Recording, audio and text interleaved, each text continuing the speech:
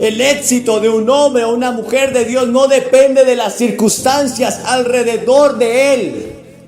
Noé predicó durante más de 120 años y no ganó absolutamente a nadie, excepto a su familia. Si lo midiéramos por los números de hoy, como muchas veces se mide a los evangelistas, a los pastores de hoy en día, entonces serían fracasados.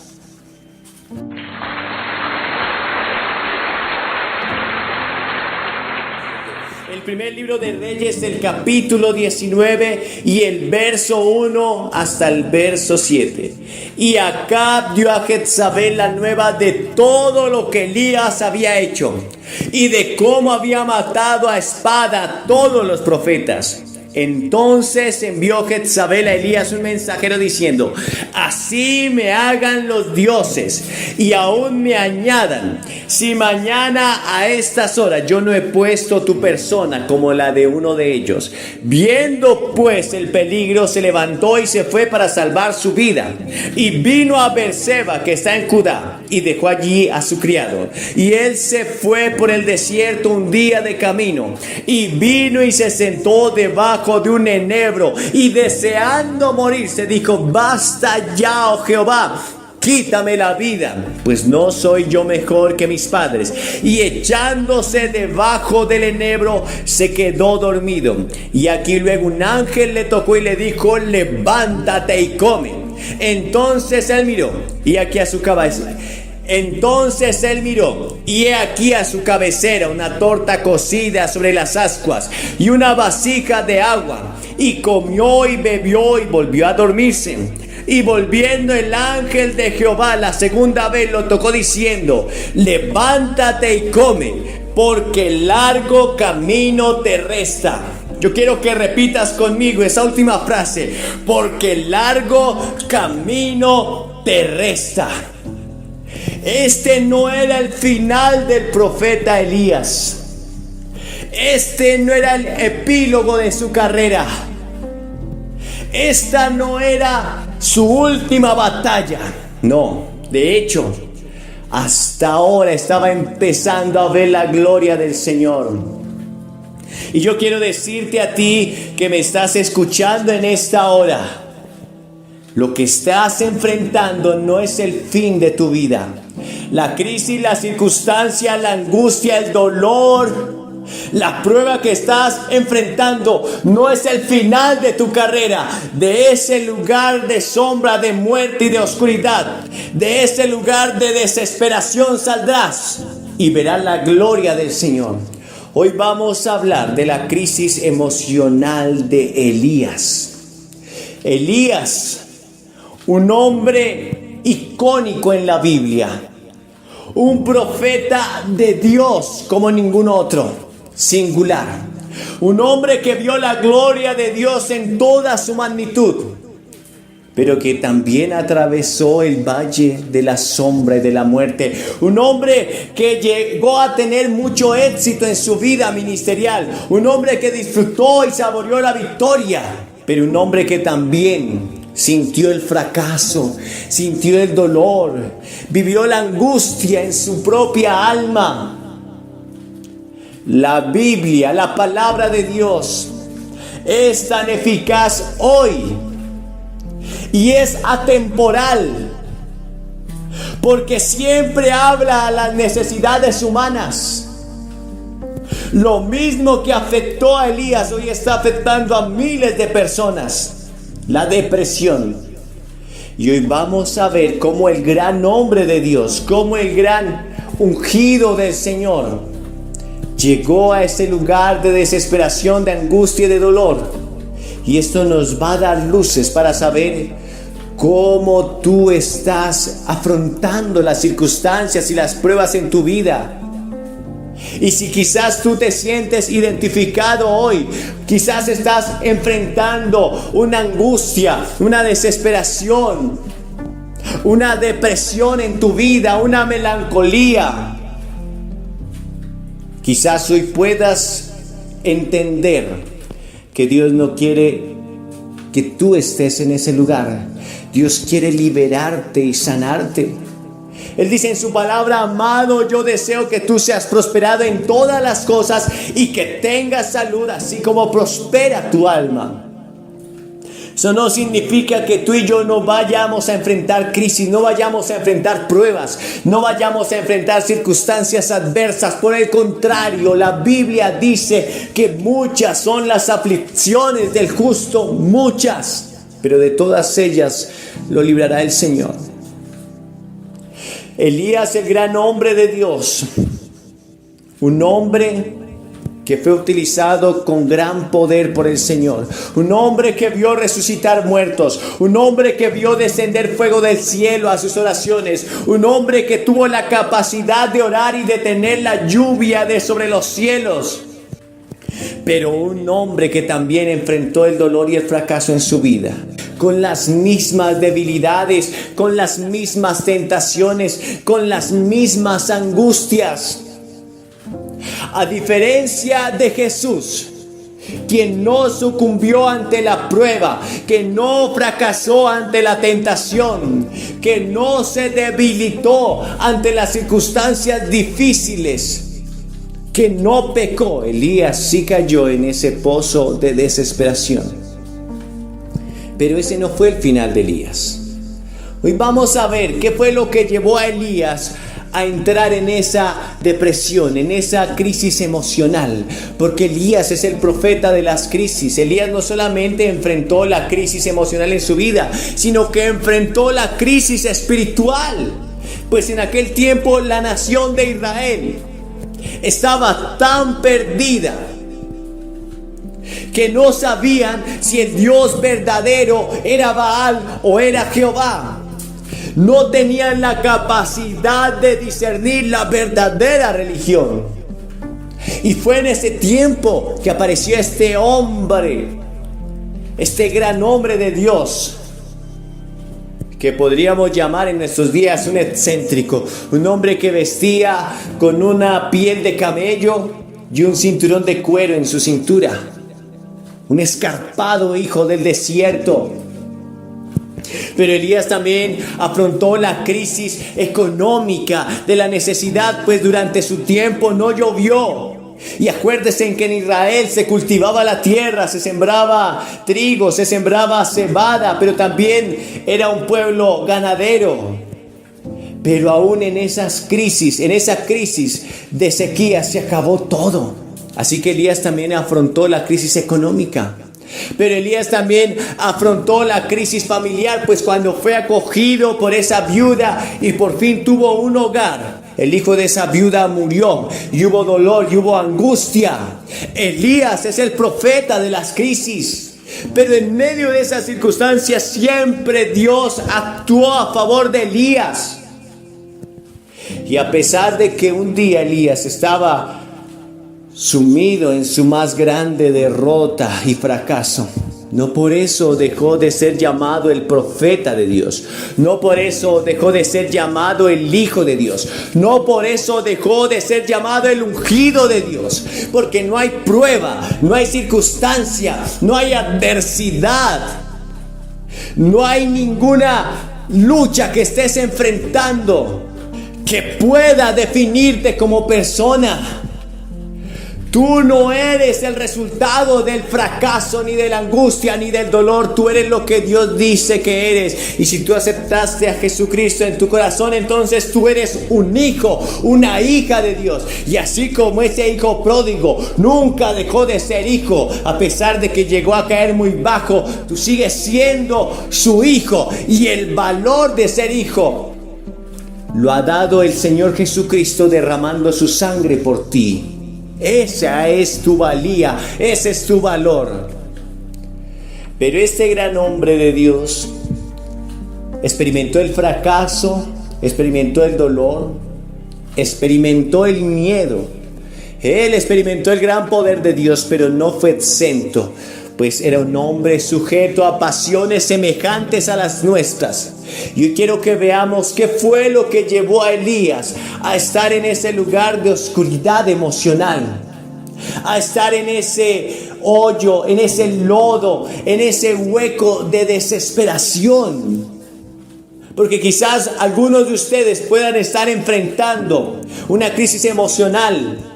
Y quizás los mismos pasos que dio Elías hacia esa crisis emocional ustedes los están dando.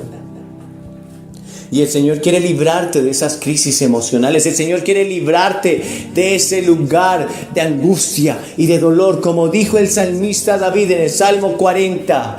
Pacientemente esperé a Jehová y Él se inclinó a mí y oyó mi clamor y me hizo sacar del pozo de la desesperación y del lodo cenagoso. Puso mis pies sobre peña y enderezó mis pasos. Dios tiene una respuesta para ti.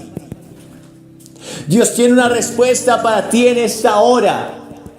Él dice en su palabra que no nos ha venido ninguna tentación que no sea humana, pero fiel es el Señor que juntamente con la tentación proveerá la salida para que pueda resistir. Primera de Corintios 10:13. Así que quiero que comencemos a leer en el capítulo 19 qué fue lo que pasó con Elías. ¿Qué circunstancia lo llevó a refugiarse en esa desesperación y angustia? El verso 1 dice: Acab dio a Jezabel la nueva de todo lo que Elías había hecho y de cómo había matado a espada a todos los profetas. Acab era el rey de Israel. De hecho, la historia bíblica nos enseña que Acab fue el peor de todos los reyes de Israel. Nunca antes ni después de él hubo otro rey tan malo y tan perverso. Acab se casó con una mujer llamada Jezabel, que era hija de Baal, una sacerdotisa de Acera, una hechicera, una bruja. Y esta mujer inclinó a Acab a servir a Baal y a servir a la diosa Acera y a construir templos donde sacrificaban a niños inocentes, donde derramaban sangre inocente. Esta mujer hizo que el ejército de Israel persiguiera a los profetas y los matara, y que todo el pueblo llegara a estar tan cautivo en su pecado que habían perdido todo discernimiento de qué era lo bueno y qué era lo malo, de cuál era el Dios verdadero y cuál era el falso Dios. Esa era la situación de Israel en ese tiempo, y allí fue cuando apareció este gran hombre de Dios llamado Elías, que enfrentó al rey, que enfrentó al ejército, que enfrentó a Jezabel, que enfrentó a todo el pueblo. Pero aquí ocurrió algo. Cuando esa situación está así, Elías aparece. Elías le dice a Acab: no va a llover sobre la tierra, sino por mi palabra. Y Elías oró para que no lloviera sobre la tierra, y por 3 años no llovió. La sequía fue tan grave que acabó con todos los cultivos, que acabó con todas las manadas de ganados y de ovejas, y hubo una crisis tremenda en Israel. Finalmente, cuando reaparece Elías le propone un reto a Acab. Le dice: subamos al monte Carmelo, construyamos 2 altares, pongamos allí la leña, pongamos allí los becerros para el sacrificio, pero no vamos a poner fuego, vamos a clamar. Ustedes clamarán a su Dios Baal, usted ponga a sus profetas de Baal a clamar, y el Dios que responda por el fuego, este es el verdadero Dios. Acab aceptó el reto. Así que Acab reunió a los profetas de Baal 450, a los profetas de Acera 450 y a todo el pueblo en el monte Carmelo para el gran desafío. Y comenzaron desde la mañana, desde la hora primera hasta la hora 9 de la tarde, a clamar a su Dios. Y gritaban frenéticamente, y se cortaban las manos y chorreaban sangre. Y había una histeria colectiva clamando a Baal, pero no había Dios que respondiera. Entonces Elías comenzó a burlarse de ellos y se reía.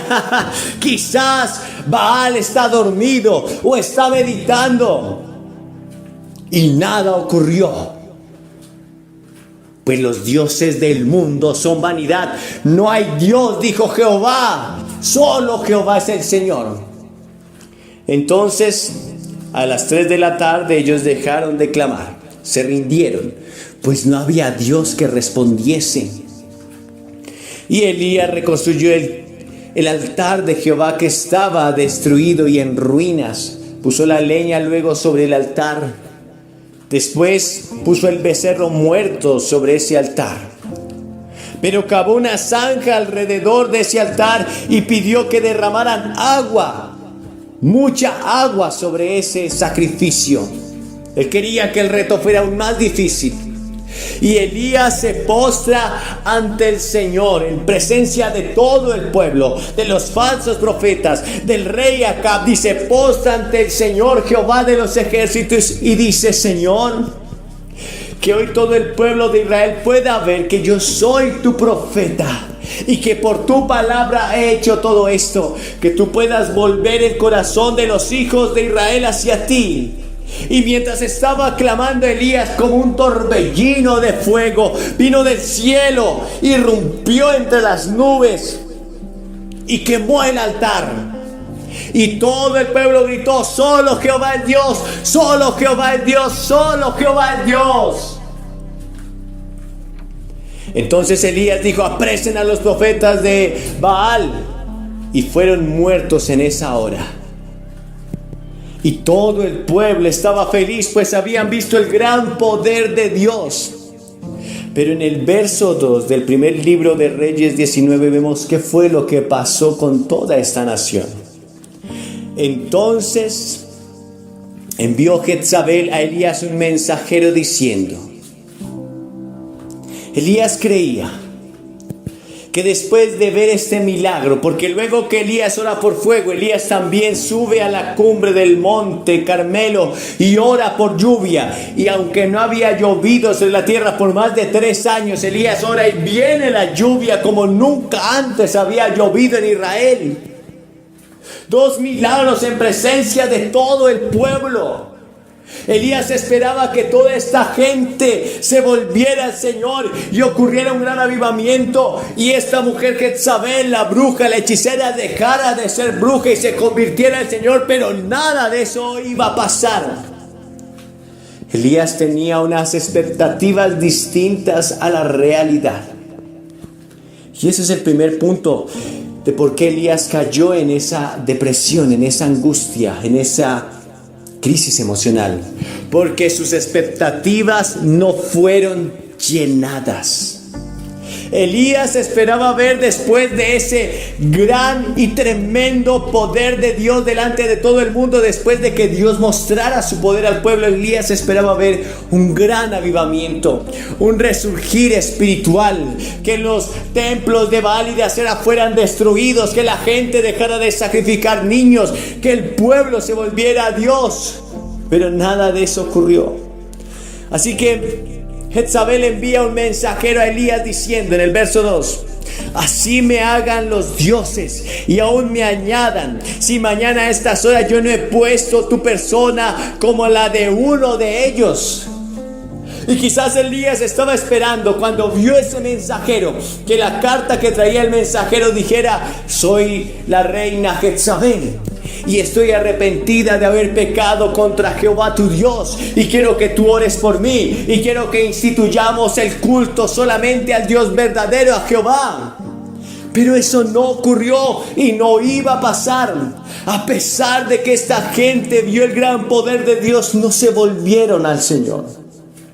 Exactamente lo mismo que pasó con el pueblo de Israel que salió de Egipto. A pesar de que vieron que el mar rojo se abrió ante sus propios ojos, a pesar de que vieron llover el maná del cielo y la cumbre del monte Sinaí arder con poder, esta gente adoró a un becerro de oro.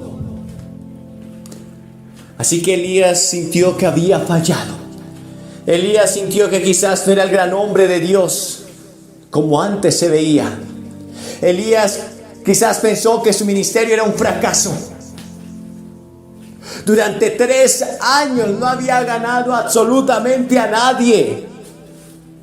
Muchos pastores se sienten tristes porque llevan años y su iglesia solo quizás tiene 30 personas. Bueno, Elías 3 años predicando y no había ganado absolutamente a nadie. Elías ministrando milagros y nadie se había vuelto al Señor. Sus expectativas no habían sido llenadas. No podemos medir el éxito de un hombre o de una mujer de Dios a través de los números o de la asistencia a la iglesia o de ver testimonios de gente arrepentida. No. Elías estaba en el centro de la voluntad de Dios, y cuando una persona está en el centro de la voluntad de Dios es exitosa.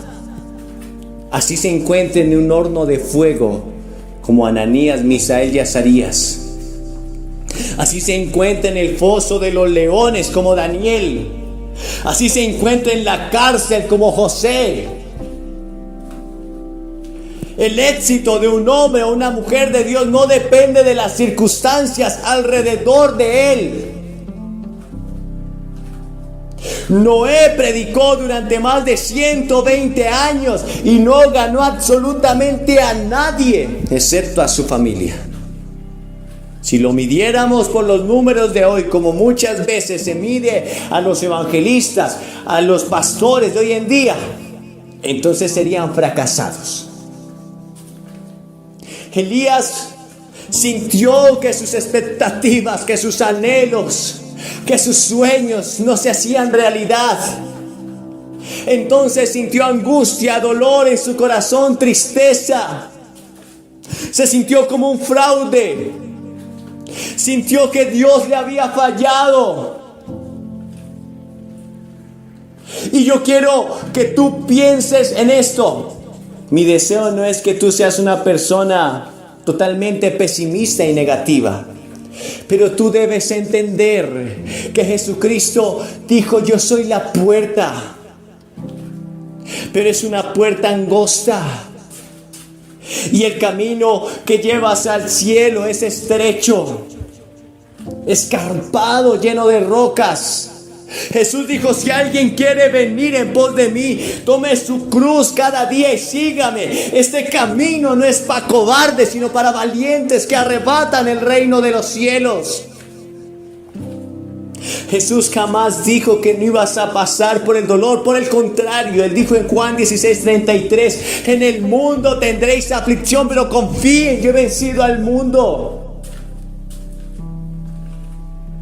Quizás hoy te sientes un fracaso porque esperabas que a esta edad quizás estar jubilado, quizás tu economía estar mejor, quizás tu familia ser una familia ejemplar y de testimonio.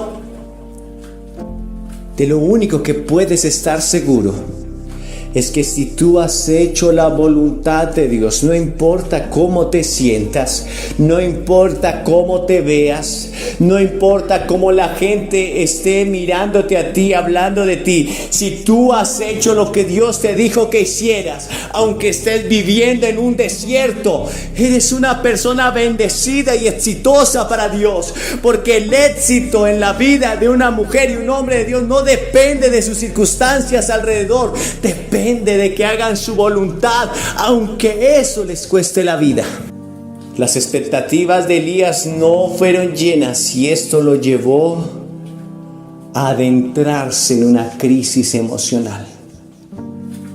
Pero tú debes entender que es que el evangelio que se predica hoy en día es un evangelio barato, un evangelio de compra y venta. Pero no es el evangelio verdadero, porque la buena noticia no depende de las cosas que Dios te va a dar cuando vengas a Cristo. No es que Él te va a dar muchas cosas materiales, no. La buena noticia es que Cristo murió por ti, por tus pecados, que has pasado de muerte a vida, que tus pecados son perdonados y que Él está preparando una morada eterna y celestial. La buena noticia es que antes Dios te veía como un pecador, como lo más vil y menospreciado de la tierra, pero ahora te ve como su hijo. Y aunque Dios desea que tú seas prosperado en todas las cosas, Él también dice que vas a ser probado.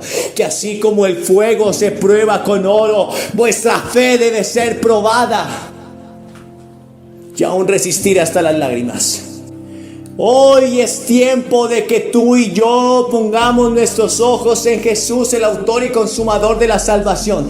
Si te ofrecieron un evangelio distinto al que Jesús te ofrece, un evangelio de negarte a ti mismo, un evangelio de soportar las pruebas con valentía, un evangelio de gozarte en medio de la prueba y de la crisis, entonces acepta el verdadero evangelio que Él te ofrece hoy y podrás ser libre y gozarte.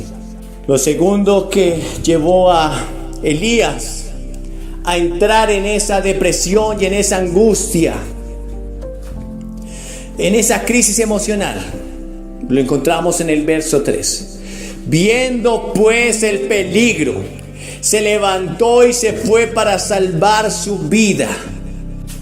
Escuchen esto. Una amenaza. Y fue la amenaza de una mujer, y ni siquiera ella vino en persona, envió un mensajero. Hizo que Elías viera un gran peligro para su vida. Pero esperen un momento. Solo unas horas atrás Elías había enfrentado a un rey, había enfrentado a un ejército, había enfrentado a más de 800 profetas, se había puesto ante todo un pueblo, el pueblo de Israel, y no tuvo miedo. Pero aquí Elías, a una carta, a un mensajero, Elías vio un gran peligro para su vida. Lo segundo que llevó a Elías a entrar en esa crisis emocional fue exagerar lo malo en su vida. Fue exagerar la crisis en su vida, fue exagerar la prueba en su vida, fue exagerar la angustia en su vida. Ahora, los seres humanos, por naturaleza, tenemos la tendencia a exagerar lo malo. Yo siempre me pregunto, ¿por qué no exageramos lo bueno? ¿Por qué no exageramos las cosas buenas en nuestra vida? ¿Por qué exageramos siempre lo malo?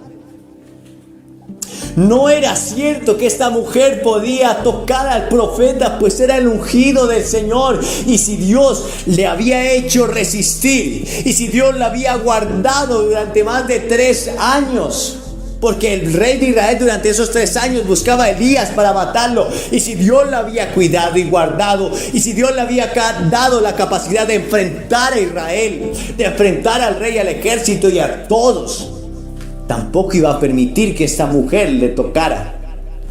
Pero Elías exageró. Una cosa lo llevó a la otra.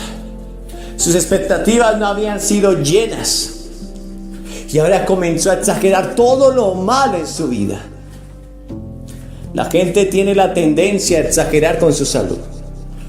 Quizás sienten un pequeño resfriado y creen que ya se van a morir de un ataque de asma. Tenemos la tendencia a exagerar lo malo. Quizás escuchamos una noticia de un nuevo virus por ahí en la televisión y decimos, va a haber una cuarentena mundial y miles van a morir. Exageramos lo malo. Pero nosotros, como hijos de Dios, debemos tener cuidado y acordarnos que nuestra guía y nuestra lámpara en este mundo lleno de tinieblas es la palabra del Señor. Y dice en el Salmo 119 y verso 105, lámpara es a mis pies tu palabra y lumbrera mi camino. No podemos caminar simplemente con nuestros ojos naturales. Debemos discernir más allá a través de la Biblia. El mundo puede enfrentar muchas crisis, y la Biblia dice en Isaías 66 que aunque tinieblas cubran la tierra, sobre nosotros va a amanecer Jehová y sobre nosotros será vista su gloria. Los hijos de Dios debemos mirar con los ojos del Señor. Cuando Jairo le pidió a Jesús que viniera a orar por su hija que estaba a punto de fallecer, vinieron otros de su misma casa y le dijeron a Jairo, no molestes más al maestro, pues tu hija ya ha muerto. Y Jesús le dijo: no temas, ella no está muerta, solo duerme. Jairo se aferró a esa palabra de Jesús. Y Jesús entró a la casa y echó fuera a los que estaban llorando, echó fuera a los que estaban quejándose, echó fuera a los que estaban lamentándose, y oró por esa niña, y la niña resucitó. Debemos hoy pedirle al Señor que nos ayude a hablar con sus palabras, a mirar con sus ojos, a discernir las circunstancias a través de su palabra, a no exagerar lo malo en nuestras vidas. Sí, quizás estamos enfrentando crisis, sí, quizás estamos enfrentando situaciones difíciles, sí, pero nosotros tenemos un ancla segura que es nuestra fe en Cristo Jesús. Y mientras Cristo esté vivo hay esperanza. Y les tengo una noticia: Cristo es el que venció a la muerte, el Rey de Reyes, el Eterno, el que vive para siempre y por siempre. Aleluya. Así que nosotros hoy debemos tener la capacidad de discernir y actuar como Dios quiere que actuemos en medio de las circunstancias. Quizás tú estás mirando a tus hijos y estás exagerando su conducta. Quizás tu hijo no te quiso obedecer en algo y tú ya dices: es un rebelde. Quizás tú ves a tu esposo y estás exagerando sus conductas. Hoy te invito a que los veas a través de la fe, a través de la palabra del Señor, a que profetices sobre ellos palabras de vida y no de muerte. Pero quiero que veamos luego lo tercero en la vida de Elías que lo llevó a estar en esa crisis emocional. Y él dijo en el verso 4, en la parte B, dice: basta ya, oh Jehová, quítame la vida, pues no soy yo mejor que mis padres. Lo tercero que hoy quiero que veamos fue que Elías comparó sus debilidades con las fortalezas de otros.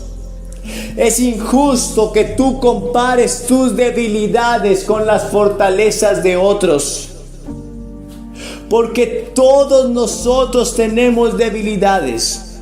Unos batallan, unos luchan con unas cosas y otros en otras. Pero eso no quiere decir que unos sean mejores que otros. Jesús no nos ve mejores por nuestras conductas hacia Él.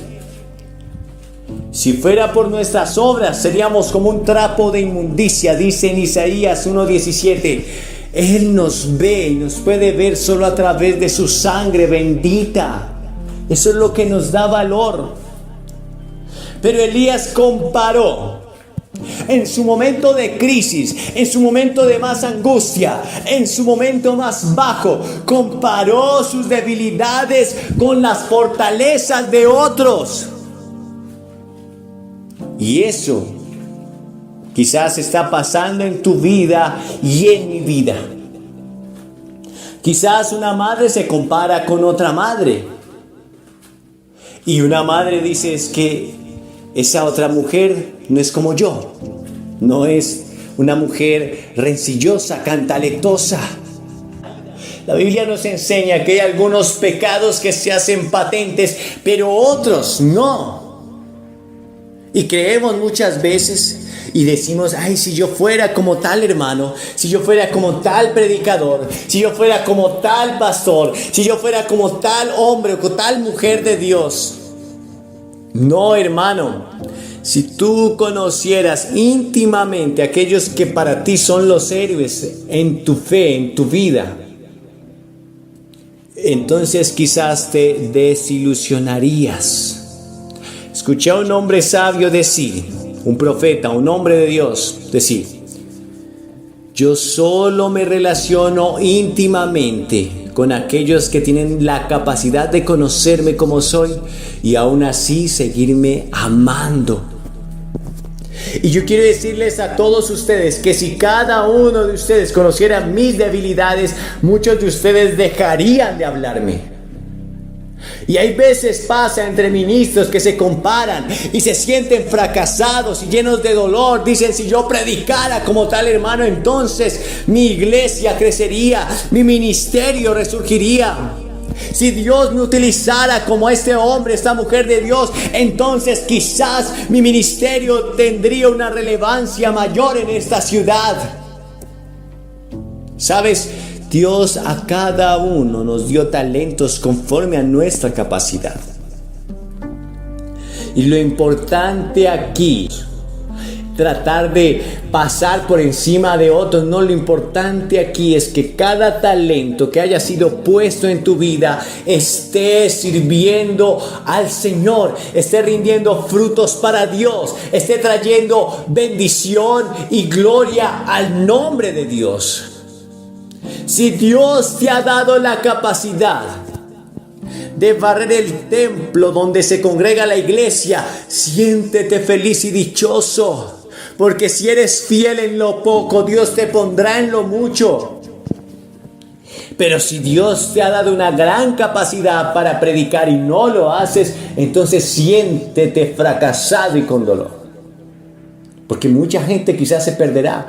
Habrá gente que se salve porque tú barras la iglesia, porque tú barras el templo donde se congrega la iglesia. Y habrá gente que se pierda por aquel que quizás tiene el don de predicar, de cantar, el talento de cantar y no lo hace. Pero no podemos comparar nuestras debilidades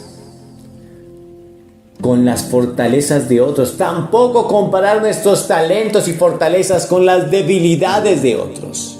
No, esto nos puede llevar a pensar de una manera errónea. Y la Biblia dice, nadie tenga ningún concepto más alto de sí del que debe tener, sino que piense de sí con cordura, conforme a la medida de fe que Dios le ha dado. Pero hoy estamos hablando de la depresión, de la crisis emocional. Y lo que llevó a Elías a esa crisis emocional fue cuando sus expectativas no fueron llenas. Luego fue cuando exageró lo malo, las circunstancias difíciles que estaban pasando en su vida. Y luego fue cuando en medio de esa crisis comenzó a comparar sus debilidades con las fortalezas de otros. Y muchos pueden estar en este momento así diciendo, si yo tuviera esa capacidad de esa persona, saldría de mi crisis. Si yo tuviera el talento de esa persona, saldría de esta crisis. Si yo pudiera hacer lo que hace esta mujer, o si yo hubiera tomado la decisión que este hombre, esta mujer tomó, no estaría aquí. Y yo te digo, no. Si hoy estás enfrentando un valle de sombra y de muerte, puede ser que muchas decisiones erróneas en nuestras vidas nos hayan llevado allí. Pero esa situación que estás viviendo es particular para ti. Y Dios utiliza incluso nuestras equivocaciones para revelar su gloria y su poder, para mostrar su unción, para mostrar su bendición para nosotros. Así que aunque tú mismo o yo mismo haya fracasado a causa de mis decisiones, hay esperanza para nosotros hoy. El verso 7, y vamos a terminar en el verso 7. Con la conclusión de este mensaje, pero también viendo la respuesta de Dios para Elías. Porque si Elías pudo salir de esa situación de desesperación y de angustia y de dolor, tú también puedes hacerlo en el nombre de Jesús. Dice que el Señor le habló a Elías en el verso 7, dice, y volviendo el ángel de Jehová la segunda vez lo tocó diciendo, levántate y come, porque largo camino te resta.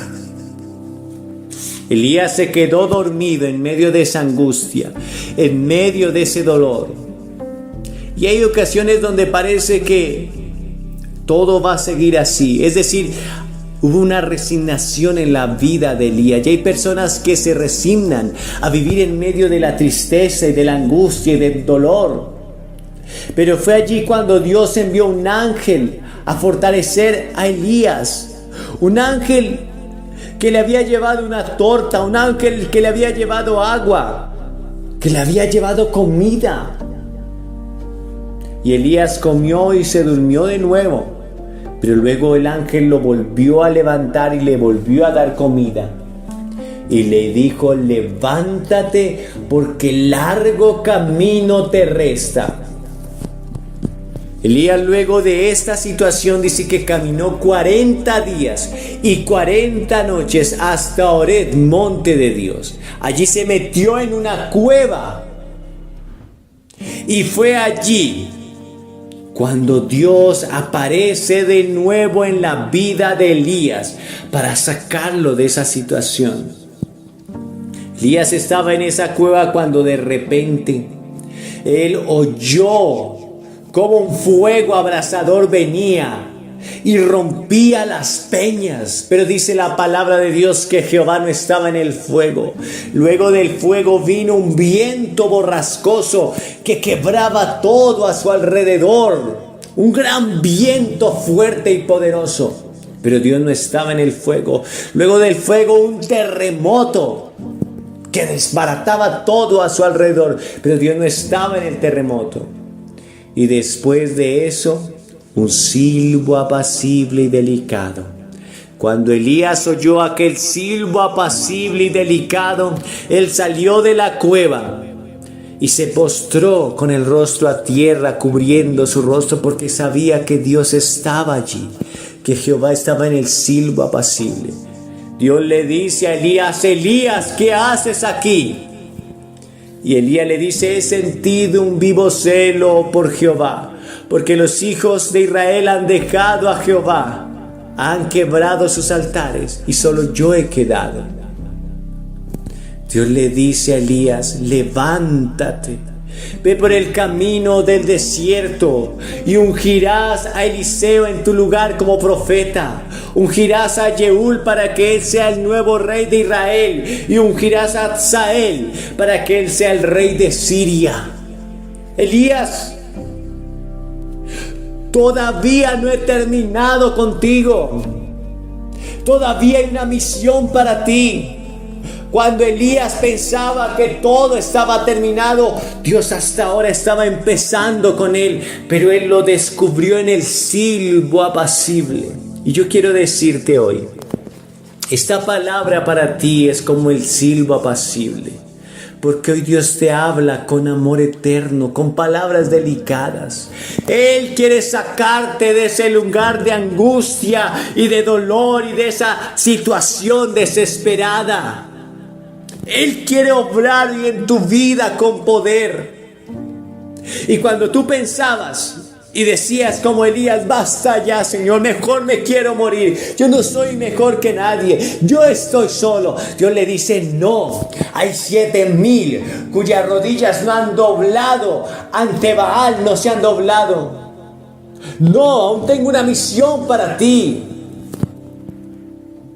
Dios hizo que la visión de Elías volviera a formarse de acuerdo con la fe de Dios, con las expectativas de Dios. Dios puso en orden las expectativas de Elías. Elías pensaba que estaba solo. Dios le dijo: no, hay 7,000 cuyas rodillas no se han doblado a Baal. Elías creía que él era el último profeta y Dios le dijo: no, vas a ungir a un hombre tremendo que se va a llamar Eliseo, uno que será grande en Israel, que hará el doble de milagros de los que tú hiciste. Tú quizás creíste que tus hijos se van a perder y Dios dice: no, tu casa me servirá, tus hijos me servirán. Un día podrás decir, como lo dijo Josué en Josué 24:15: mi casa y yo serviremos a Jehová. Tú quizás pensaste que no había nada que hacer contigo y Dios dice: no, aún tengo cosas preciosas para ti. Levántate y vuelve por ese camino. Y quizás tú tienes que hoy discernir cuál fue el camino que te llevó a esa depresión. Quizás, al igual que Elías, hoy sientes que tus sueños se desmoronaron, tus expectativas no fueron llenas. Quizás, al igual que Elías, exageraste las cosas malas en tu vida. Quizás, al igual que Elías, tú necesitas volver a creer en lo que Dios te ha dado y no comparar tus debilidades con las fortalezas de otros. Pero si eso ha pasado contigo, Hoy te digo, tienes esperanza en Dios, porque Dios sacó a Elías de ese lugar de desesperación, de ese lugar de angustia, y Elías, el gran hombre de Dios, aquel que había sido ungido, aquel que había visto descender fuego del cielo, aún vería descender fuego del cielo por sus oraciones. Aquel Elías aún vería a hombres de Dios ser transformados por su palabra. Elías aún iba a ver que se iban a levantar algo llamado escuela de profetas. Elías aún iba a ver que Dios iba a levantar a un rey llamado Jehú, que iba a acabar con todo el culto idolátrico e iba a vengar la sangre de los profetas matando a Jezabel. Yo quiero decirte, tú, al igual que Elías, aún verás las cosas poderosas en tu vida. Si un día Dios manifestó su poder en tu vida, lo volverás a ver con tanto poder que te gozarás. Volverás a ver la gloria del Señor en tu vida. No es el final para ti, como el ángel le dijo a Elías en el verso 7. Largo camino te resta, largo camino te resta en el nombre de Jesús. Y este es el versículo más triste de toda la Biblia. El versículo más trágico de la historia de la Biblia. Es el versículo más triste que cualquier persona pueda leer y que pueda entender que esto le podría pasar a usted y me podría pasar a mí. En Jueces 16:20. Y quiero leer la parte B de este versículo. Dice: esta vez saldré como las otras y me escaparé. Pero él no sabía que Jehová ya se había apartado de él. Sansón no sabía. Sansón no entendía que ya el Espíritu Santo de Dios lo había dejado, lo había abandonado, se había apartado de él. Sansón pensaba que iba a escapar como las otras veces. Sansón pensaba que esta vez la suerte estaría de su lado como siempre. Y que a pesar de las trampas que había puesto a su propia vida, porque él fue quien puso las trampas a su vida, no fue Dalila, no fueron los filisteos, no fueron sus enemigos, fue el propio Sansón. Él pensaba que iba a salir adelante y victorioso, pero ya el Espíritu de Dios se había apartado de él. Y esto podría pasar, querido amigo, a cualquiera de nosotros. La Biblia dice que Dios no puede ser burlado, porque todo lo que el hombre sembrare, eso también segará. La Biblia es clara en decir que lo que el hombre siembra, eso segará. Que el que cava un hoyo caerá en él. Que el que toma fuego en su seno, sus vestidos arderán. Hay un dicho popular que dice que el que escupe para lo alto, en su cara le cae. Y Sansón puso trampas a su alma. Sansón jugó una y otra vez con el pecado. Sansón una y otra vez ofendió a Dios, ofendió su llamado, ofendió la palabra de Dios sobre su vida. Pero ten cuidado, Sansón, tus pecados te alcanzarán. Y finalmente eso sucedió con Sansón. Una y otra vez Sansón escapaba de las trampas que había puesto a su alma, hasta que un día el Espíritu de Dios se apartó de él. Y yo quiero hablarte a ti, querido joven, a ti, querida mujer, a ti, querido hombre, a ti, querido padre, a ti, querida madre, a ti, querido siervo, que estás jugando con el pecado y has salido y aparentemente no has sufrido ningún daño. Y piensas que por eso podrás seguir adelante y ya estás pensando la próxima vez que volverás a pecar, pero esa puede ser la última vez. La última vez que pongas trampas a tu alma.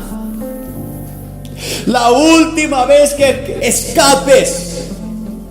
Por eso el Señor dice: prepárate para venir al encuentro con tu Dios.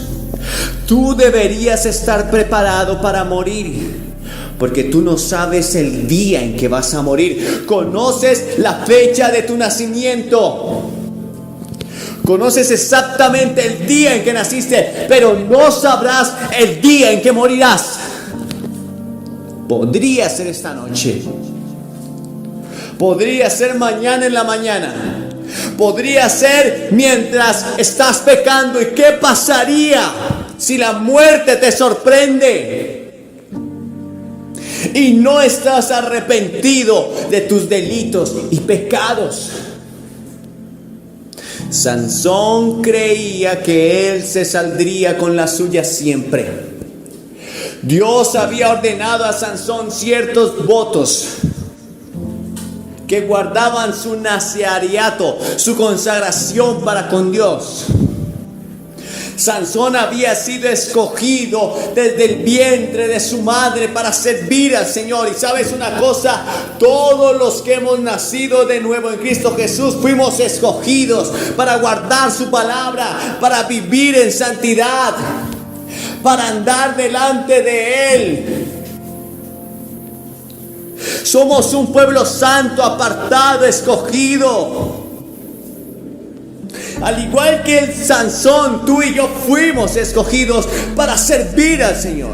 Y Sansón tenía 3 señales de su nazareato, de su elección hacia Dios y a su servicio. Primero, él nunca tenía que pasar navaja sobre su cuerpo. Su cabello nunca debería ser cortado. Su barba nunca debería ser cortada. Eso simbolizaba consagración para con Dios. Luego, él jamás podía beber ningún fruto proveniente de la uva. No podía beber el extracto de la uva convertido en vino. No podía ni siquiera comer uvas, ni el jugo de la uva fresco, nada que proviniera de la vid. No podía beber vino, porque su cuerpo era templo del Espíritu Santo, porque había sido consagrado como tú eres consagrado. Y tercero, él no podía acercarse ni tocar un cuerpo muerto. Eran 3 mandatos aparentemente sencillos, aparentemente no complicados. Y la Biblia dice: aprended de mí que soy manso y humilde de corazón, y hallaréis descanso para vuestras almas, porque mi yugo es fácil y ligera mi carga. Y los mandamientos de Dios no son gravosos. Pero al igual que Sansón, tú y yo hemos sido consagrados. Estas 3 cosas simbolizaban la consagración de Sansón para Dios, de vivir una vida santa y apartada, mucho más sirviendo al Señor. Pero Sansón fue rompiendo sus votos, sus señales de consagración, uno a uno. Lo primero que él hizo fue embriagarse. Él era un joven sensual, un joven que le gustaba andar de fiesta en fiesta, que le gustaba andar de parranda en parranda, que le gustaba divertirse con sus amigos. Un joven que vivía en disolución. Y la Biblia dice en Efesios capítulo 4: no se embriaguen con vino, en lo cual hay disolución, antes bien sean llenos del Espíritu. Bien, Sansón no respetó ese mandamiento. Sansón constantemente se embriagaba y en medio de esas pasiones desordenadas en su lujuria, también hacía apuestas y se juntaba con mujeres, lo cual no le estaba permitido. Eso era lo que hacía Sansón. Pero ten cuidado, Sansón, tus pecados te alcanzarán. Ahora, podría reemplazar el nombre de Sansón por cualquier nombre: Pedro, Juan, Antonio, José, Jorge. Ten cuidado, tus pecados te alcanzarán si no te arrepientes. Hay una medida, hay un punto, hay un lugar donde la paciencia de Dios se acaba. No sé cuál, nadie lo sabe.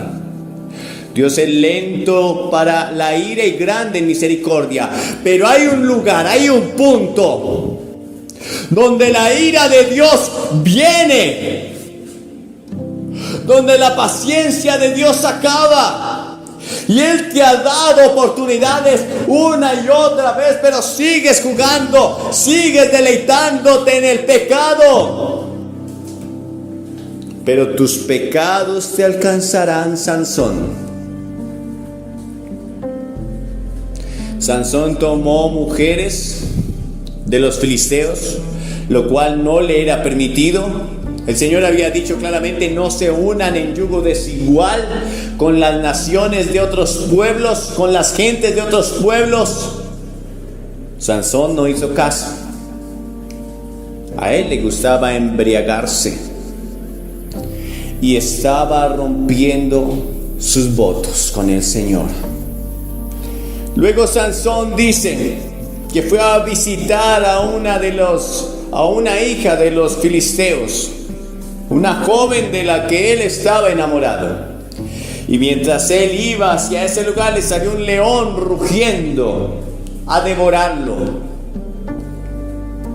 Y Sansón lo despedazó con sus manos como si fuera un corderito y lo mató. Sansón siguió su camino y visitó a esta mujer en Timnac, ciudad de los filisteos. Luego, pasado el tiempo, fue a traer a sus padres para que conocieran a su novia con la cual se iba a casar. Pero Sansón se apartó del camino, dejó a sus padres en el camino, se apartó del camino y fue a ver a ese león que le había matado. Y lo encontró muerto. Y dentro de ese león había un panal de miel. Y Sansón tomó del cuerpo de este león el panal de miel y comió miel. Y también le dio a sus padres. Tocó un cadáver. Y no solamente tocó un cadáver, sino tomó la miel que estaba en el cadáver, lo cual era un acto de inmundicia que claramente él no podía hacer. Él no podía acercarse a ningún cuerpo muerto. Él no podía tocar un cuerpo muerto, ni siquiera si un familiar muy cercano se hubiera muerto. Él no podía tocarlo. Pero a Sansón no le importó. Otro más. ¿Qué más da pecar? ¿Qué más da quebrantar? Otro. Como aquel joven, aquella señorita, una vez que dice malas palabras, entonces dice: ¿qué más da tener un novio y practicar una sexualidad inmoral? ¿Qué más da? ¿Qué más da embriagarse? ¿Qué más da el decir malas palabras? ¿Qué más da el ir a fiestas? Un león rugiente salió. Y saben, así como ese león rugiente, tus pasiones y deseos batallan en tu propia vida. Son como ese león rugiente que quiere devorarte. Y Dios te ha dado la capacidad de vencer ese león rugiente en tu vida, esos deseos, esas pasiones desordenadas. Sansón venció ese león rugiente, pero tenía que apartarse. Ese león rugiente simboliza los deseos y pasiones desordenadas de tu corazón, la lujuria sexual, la mentira, la avaricia, la envidia, el egoísmo, la glotonería. Eso simboliza ese león rugiente al cual Sansón derrotó como si fuera un corderito. Y dice la Biblia en segunda carta a Timoteo, en el capítulo 1 y verso 7, que Dios no nos dio espíritu de cobardía, sino de poder, de amor y dominio propio. Y también dice la Biblia en la primera carta de los Corintios, en el capítulo 10 y el verso 33, no te ha venido ninguna tentación que no sea humana, pero fiel es Dios que no dejará que caigas en la tentación sin darte y proveerte una salida. De toda tentación tienes la capacidad de huir, de salir victorioso. Y Sansón venció a ese león como si fuera un cordero. Cada joven que está escuchando este mensaje tiene la capacidad de vencer y salir victorioso.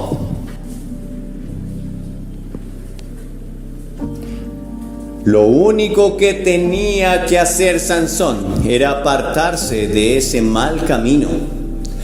Hay caminos que al hombre le parecen rectos, pero su fin es camino de muerte. Sansón había vencido ese león. Lo único que tenía que hacer era apartarse de ese camino, no volver por ese camino, no ir más por ese camino. Pero no lo hizo. Por el contrario, él fue a mirar al león que había matado. Yo quiero decirte, joven, ten cuidado. Quizás alguno de ustedes pueda decir: yo vencí el demonio de la pornografía. Y entonces, como ya lo venciste, crees que puedes ir a acercarte y mirar otra vez, porque ya está vencido para ti. Ese león estaba muerto, pero fue ese león muerto que finalmente mató a Sansón. Mató su consagración. Mató la santidad que había en Sansón. No fue el león vivo. Es más difícil batallar con un pecado oculto que aparentemente está bajo control que con un pecado muy evidente. ¿Qué quiere decir? Hay personas que batallan públicamente con la mentira, con la lujuria, con el alcoholismo, pero hay otros que lo hacen secretamente. O muchos creen que tienen bajo control ese pecado. Así como Sansón se acercó porque ese león ya estaba muerto, pero había un panal de miel allí y lo tomó. Y hay muchos que se acercan de nuevo a ese pecado. Se están a solas con un chico, una chica. Pasan por lugares que saben que no deberían pasar. Una vez vencieron la pornografía, vuelven otra vez allí. Y dicen: esta vez solo quiero mirar, pero todo está bajo control. No, volverás a ser esclavizado. Ese pecado te matará. Fue un león muerto quien trajo muerte a la vida de Sansón, no fue un león vivo. Dios te ha dado la capacidad de vencer el pecado. Si no fuera así, entonces Él no podría juzgarte. La Biblia dice: si confesamos nuestros pecados, Él es fiel y justo para perdonarnos. pero debes apartarte. Pero Él te da la posibilidad de hacerlo. El Espíritu Santo te ayuda en medio de toda debilidad. Dice en Romanos capítulo 8, verso 16, que Él viene a ayudarte en medio de la debilidad. Sansón se embriagó.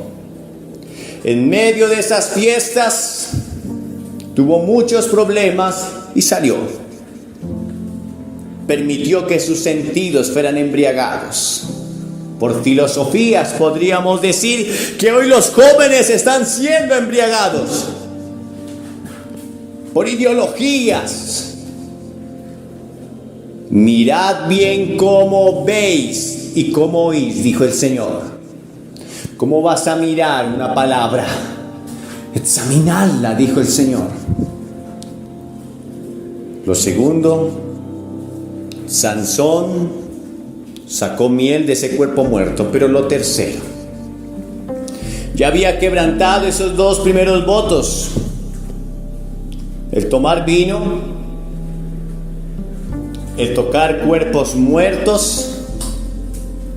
Ahora solo faltaba su cabello, el último símbolo de su consagración a Dios. ¿Saben?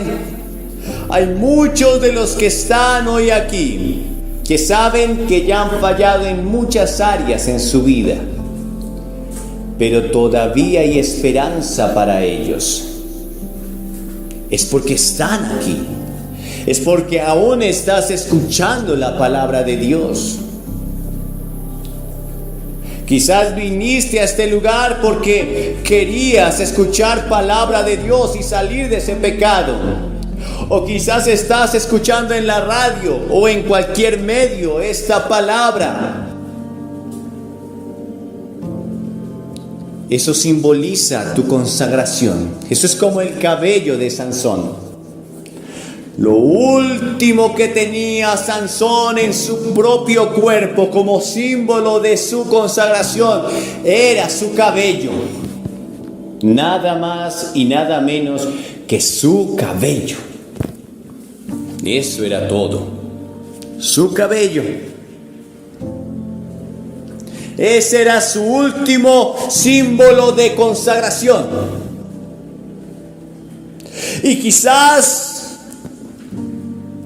el último símbolo de consagración que tú tienes en tu propia vida es que aún estás escuchando el mensaje de la palabra de Dios.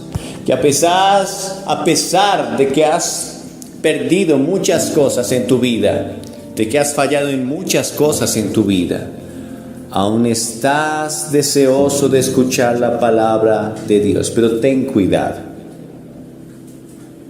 Ten cuidado. El Señor escribió en el libro de Apocalipsis a aquella iglesia de Sardis y le dijo: tú tienes nombre de que vives, pero estás muerto. Yo te aconsejo que tengas cuidado de aquellas cosas que están por morir, que te arrepientas. No pienses que por el hecho de venir a la iglesia saldrás victorioso simplemente por ese hecho. Debes arrepentirte. Gracias a Dios que estás escuchando la palabra, pero te puede pasar lo de Sansón. Sansón estaba confiando que aún su cabello estaba creciendo en su vida. Era su símbolo de consagración. Pero poco a poco fue jugando. Se enamoró de Dalila. Y Dalila a su vez se había vendido a los filisteos. Los filisteos le habían ofrecido mucho dinero a cambio de la vida de Sansón. El trabajo de Dalila que le encomendaron los filisteos fue el descubrir de dónde Sansón provenían sus fuerzas. Entonces Dalila cada día venía a Sansón y le decía: revélame cuál es el secreto de tu fuerza. Y afligió el corazón de Sansón. Entonces Sansón comenzó poco a poco a revelarle el secreto. No fue inmediato. Le dijo: si ataren cuerdas nuevas a mi cabello y lo enterraran con una estaca en tierra, entonces yo perderé las fuerzas y seré como cualquier hombre. Dalila hizo que se durmiera en sus piernas. Le hizo trenzas a su cabello y lo amarró con una estaca, con cuerdas nuevas en tierra. Y cuando de repente Dalila gritó: los filisteos sobre ti, Sansón, Sansón arrancó la estaca. Y el Espíritu de Dios todavía estaba sobre él. Pero poco a poco comenzó a caer en el engaño de Satanás. No pienses que el pecado vendrá a ti de repente. Ha empezado un proceso en tu vida. No, una persona no cae en pecado. Una persona comienza a caminar hacia el pecado, hacia el foso de la muerte. Una persona no cae en adulterio, un padre de familia no cae en adulterio, una mujer no cae en adulterio. Va dando pasos poco a poco. Luego Dalila, llorando porque Sansón no le había revelado su secreto, le dijo: tú me odias y no me amas, pues no me has revelado tu secreto. Entonces Sansón siguió hablando de su cabello y le dijo: si tomaren juncos nuevos y amarraran mi cabello con esos juncos nuevos a un rodillo de telar, entonces perderé mi fuerza. Dalila hizo lo mismo, lo durmió, lo amarraron y otra vez gritó: Sansón, los filisteos sobre ti. Sansón rompió todas esas cuerdas, porque el Espíritu no la había abandonado. Y el Espíritu de Dios no te ha abandonado. Si estás aquí esta noche, el Espíritu de Dios te está hablando y quiere tocar tu corazón. Si permites que Él obre en tu vida, aún puedes salir de esa estaca. Esas ataduras pueden ser rotas. Esas cadenas de pecado en tu vida pueden romperse. Pero ten cuidado, Sansón. Finalmente Sansón fue vencido, no por un ejército, no por un gigante armado, no por los más valientes filisteos. Fue vencido por Dalila, sus propios deseos. El peor enemigo que tienes eres tú mismo. Y Satanás sabe y conoce tus debilidades. Finalmente Sansón le dijo a Dalila: ¿sabes, Dalila? Nadie jamás ha pasado navaja sobre mi cabeza. Si me cortaran el pelo, entonces me convertiré como en cualquiera de los hombres, simples y comunes, sin fuerza. Dalila lo hizo dormir en sus piernas. Y Dalila supo que él había revelado su corazón, así que mandó a llamar a los filisteos para que lo apresaran. Dalila lo hizo dormir en sus piernas y cortaron su cabello y afeitaron su cabeza. Finalmente Dalila gritó: Sansón, Sansón, los filisteos sobre ti. Jueces 16:20.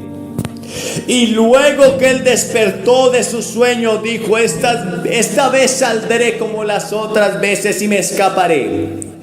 Pero él no sabía que ya Jehová se había apartado de él. Y los filisteos le echaron mano y le sacaron los ojos y le llevaron a Gaza y le ataron con cadenas para que moliese en la cárcel. ¿Hasta dónde vas a llegar con ese pecado? ¿Hasta qué punto continuarás haciendo lo que sabes que Dios aborrece en tu vida? ¿Hasta dónde permitirás ese juego con el Señor?